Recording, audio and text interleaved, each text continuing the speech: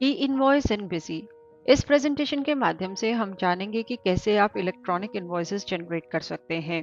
Electronic invoicing is a system जिसमें कि आपके B to B debit credit note, SEZ, export, except B to C invoices ये electronically upload होंगे और authenticate होंगे डेजिग्नेटेड पोर्टल पे।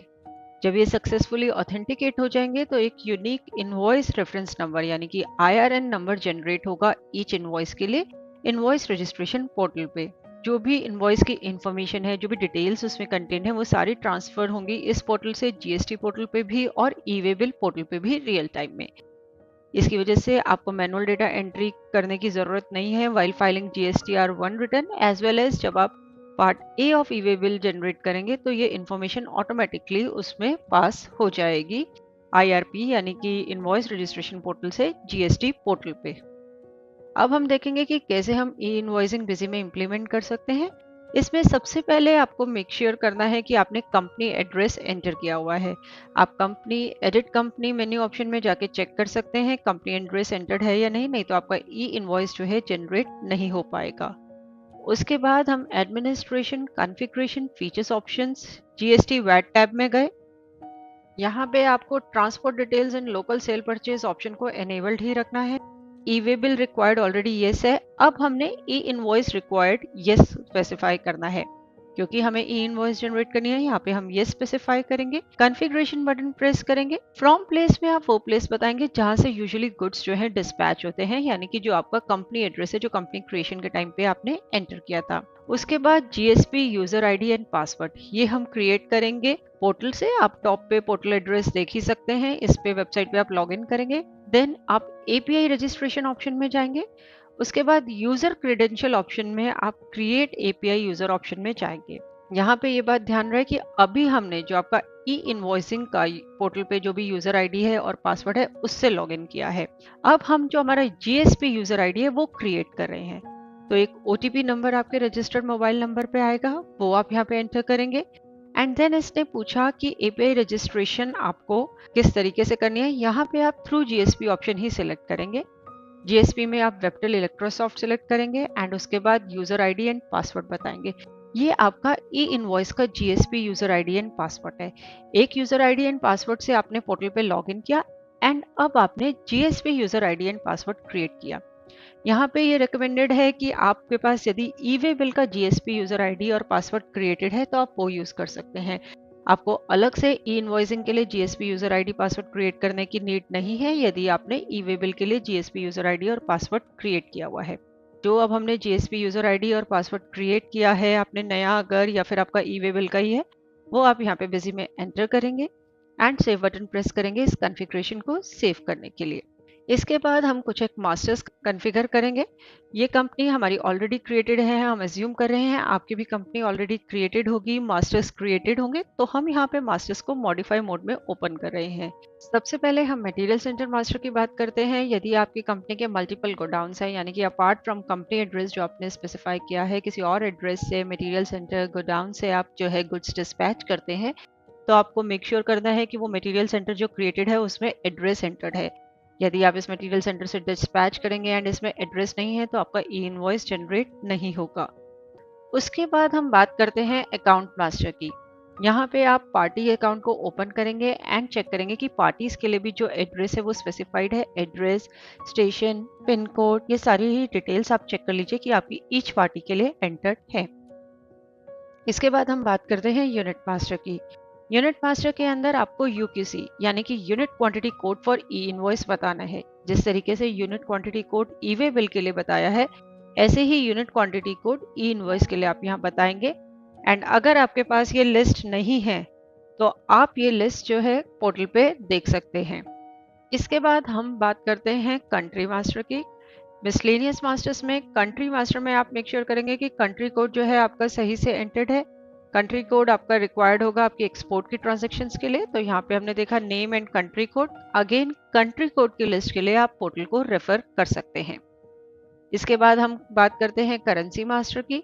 यदि आप मल्टी करेंसी में डील करते हैं या फिर आप एक्सपोर्ट करते हैं, उसमें आपको मल्टीपल करेंसीज की, फॉरेन करेंसी की नीड होती है, तो यहाँ पे आप चेक करेंगे कि currency code for e invoice आपने एंटर किया है यानी कि हमने जैसे USD ये करेंसी ओपन करी तो यहाँ पे currency code for e invoice specified है।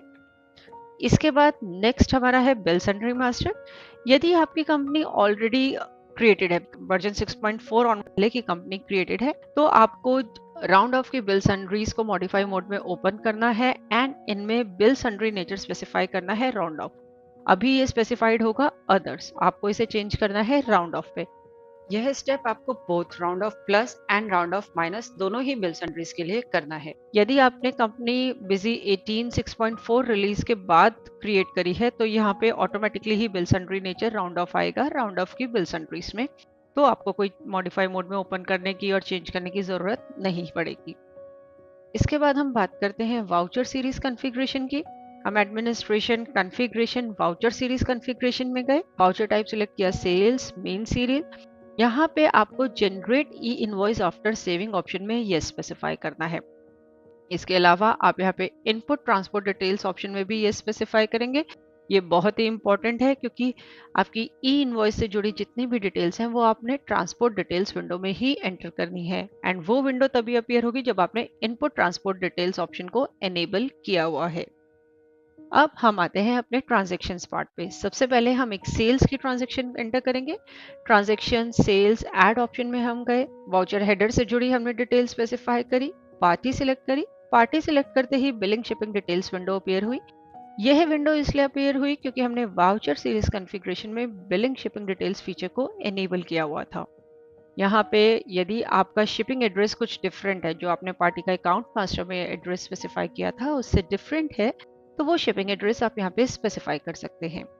उसके बाद आइटम से जुड़ी डिटेल्स हमने स्पेसिफाई करी, रिक्वायर्ड बिल सन्ड्रीज हमने अप्लाई करी एंड सेव बटन प्रेस करते ही ट्रांसपोर्ट डिटेल्स विंडो अपीयर हुई।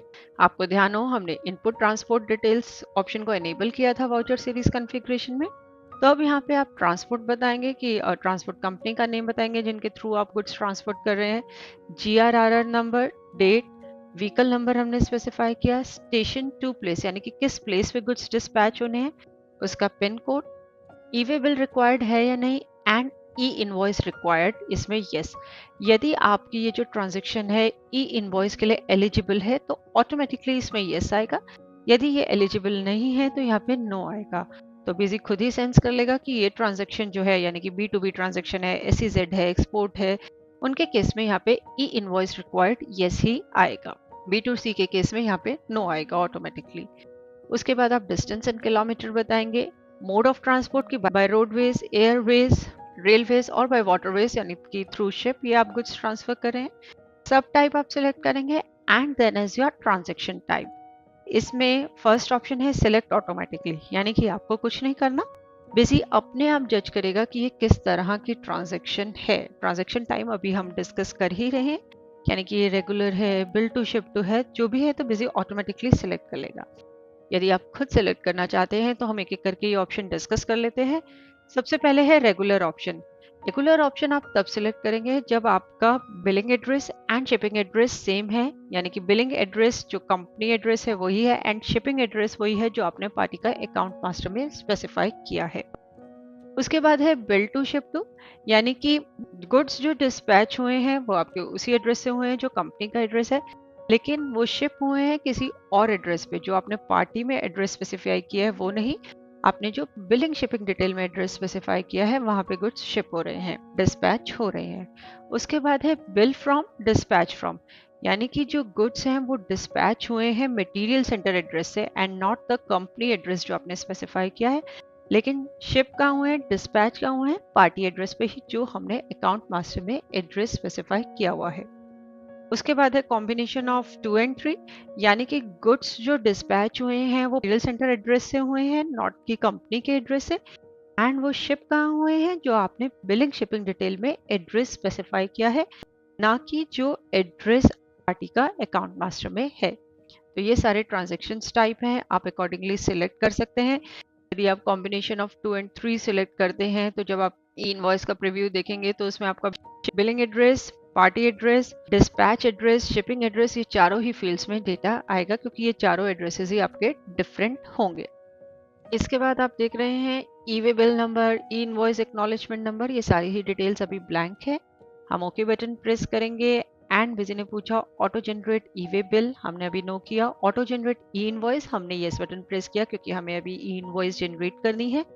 यहाँ पे आप डिटेल्स एंटर करेंगे रिक्वायर्ड, एंड ये ऑप्शन आप देख सकते हैं pick dispatch detail from material centre, यानी कि डिस्पैच डिटेल की गुड्स कहाँ से डिस्पैच हुए हैं वो एड्रेस आपको मटेरियल सेंटर एड्रेस पिक करना है। अगर आप इसमें नो स्पेसिफाई करते हैं तो कंपनी एड्रेस पिक होगा, अगर यस करते हैं तो डिस्पैच डिटेल्स में मटेरियल सेंटर का एड्रेस जो है आएगा। उसके बाद है club item details on HSN and unit. इस फील्ड में आप ये स्पेसिफाई करेंगे यदि आप आइटम्स की क्लबिंग चाहते हैं कि HSN unit and tax rate के बेसिस पे हो। इन दिस केस डिस्क्रिप्शन जो है वो पिक होगा, update HSN SSC description utility में जो आपने प्रोवाइड किया था। ये रिक्वायर्ड होता है when there are multiple items with same HSN unit and tax rate. यदि आप इसमें नो स्पेसिफाई करते हैं तो आइटम नेम के बेसिस पे जो है क्लबिंग होगी। इसके बाद ओके बटन प्रेस करेंगे एंड बिजी ने पूछा चेक पॉसिबल एरर्स और view and generate e invoice. It is always recommended कि आप पहले ई इनवॉइस को जनरेट करने से चेक पॉसिबल एरर्स, यानी कि इस बटन को क्लिक करें एंड यदि कोई डेटा में एरर है तो वो चेक कर लें। यहाँ पे ये रिपोर्ट ब्लैंक आ रही है, यानी कि कोई एरर नहीं है आपके डेटा में, डेटा एकदम परफेक्ट है। इसके बाद आप view and generate e invoice button को क्लिक करेंगे एंड ये ई इनवॉइस डिटेल्स विंडो आप स्क्रीन पे देख सकते हैं, जिसमें कि सेलर डिटेल्स हैं, बायर डिटेल्स हैं। डिस्पैच डिटेल्स यहाँ पे ब्लैंक है, शिप टू डिटेल्स ब्लैंक है। डिस्पैच डिटेल्स तब आती हैं जब आपने मटेरियल सेंटर से डिस्पैच किया और मटेरियल सेंटर एड्रेस यहाँ आएगा। एंड शिप टू डिटेल्स तब होंगी जब यानी कि आपने पार्टी एड्रेस पे नहीं, पार्टी के शिपिंग एड्रेस पे सेंड किया, जो आप बिलिंग शिपिंग डिटेल्स विंडो में एंटर करते हैं। बॉटम में सारी डिस्क्रिप्शन आइटम की। एंड अब आप generate e invoice button press करेंगे ई इनवॉइस को जनरेट करने के लिए। आप स्क्रीन पे देख सकते हैं e invoice acknowledgement number generated successfully का मैसेज आ गया, यानी कि ये आपका e invoice acknowledgement number generate हो गया। अब इसी ने पूछा do you want to print e invoice, हमने येस बटन प्रेस किया, येस हम व्यू करना चाहते हैं ई इनवॉइस। एंड ये स्क्रीन पे आप देख सकते हैं ई इनवॉइस जो है पीडीएफ फॉर्मेट में इसका प्रीव्यू है। यहाँ पे सबसे पहले टॉप पे आप देख सकते हैं क्यूआर कोड जनरेट हुआ है, उसके बाद IRN, acknowledgement number, date, transaction details आप देख सकते हैं, party details, seller and purchaser details, goods की डिटेल्स आप देख सकते हैं। एंड आप बॉटम में देख सकते हैं कि ये ई इनवॉइस जो है डिजिटली साइन भी है। तो ये आपका ई इनवॉइस का पीडीएफ फॉर्मेट में प्रीव्यू है। अब हम इसी ट्रांजैक्शन को जो अभी हमने एंटर करी थी सेल्स ट्रांजैक्शन को मॉडिफाई मोड में ओपन करते हैं। सेव बटन प्रेस करते ही ट्रांसपोर्ट डिटेल्स विंडो अपीयर हुई एंड यहाँ पे आप देख सकते हैं e invoice acknowledgement number and e invoice acknowledgement date automatically fill हो गई। जो नंबर अभी जनरेट हुआ था बिजी ने उसे ऑटोमेटिकली फिल कर दिया। अभी तक हमने बात करी सिंगल वाउचर के लिए ई इनवॉइस जनरेट करने की। अब हम बात करते हैं कि यदि आपको मल्टीपल वाउचर्स के लिए एट वन गो आपको ई इनवॉइसेस जनरेट करने हैं, यानी कि बल्क में आपको इनवॉइस जनरेट करने हैं, तो इसके लिए आप ट्रांजैक्शन में ही जीएसटी मिसलेनियस यूटिलिटीज में generate print e invoice option में जाएंगे। Voucher type, starting date, ending date specify करी आपने यदि आप मटेरियल सेंटर पे फिल्टर करना चाहते हैं। And then exclude voucher already having e invoice acknowledgement number, यानी कि उन वाउचर्स को एक्सक्लूड कर दें, छोड़ दें जिनका कि ई इनवॉइस ऑलरेडी जनरेट हो गया है।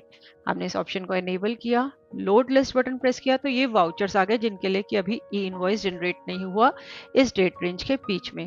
तो यहाँ पे हमने again generate e invoice button press किया, विंडो अपीयर हुई, डेटा आप स्पेसिफाई करेंगे, एरर्स चेक करेंगे चेक एरर्स ऑप्शन को यूज करके। एंड देन आप जब view and generate e invoice button को क्लिक करेंगे तो इसने शो किया total number of invoices 3, e invoice generated 3, list of rejected voucher nil, यानी कि कोई भी वाउचर रिजेक्ट नहीं हुआ, आपका डेटा एकदम परफेक्ट था। ये है पूरा प्रोसेस ई इनवॉइस जनरेट करने का, जिसमें हम देखा कि आप कैसे सिंगल ट्रांजैक्शन के लिए ई इनवॉइस जनरेट कर सकते हैं एंड मल्टीपल ट्रांजैक्शंस के लिए यूजिंग अ सिंगल स्क्रीन भी यूटिलिटी प्रोवाइड करी गई है। होप इस प्रेजेंटेशन को देखने के बाद आप इजीली ई इनवॉइस जनरेट कर पाएंगे। देखने के लिए धन्यवाद और वीडियोस के लिए हमारे YouTube चैनल पर सब्सक्राइब करें।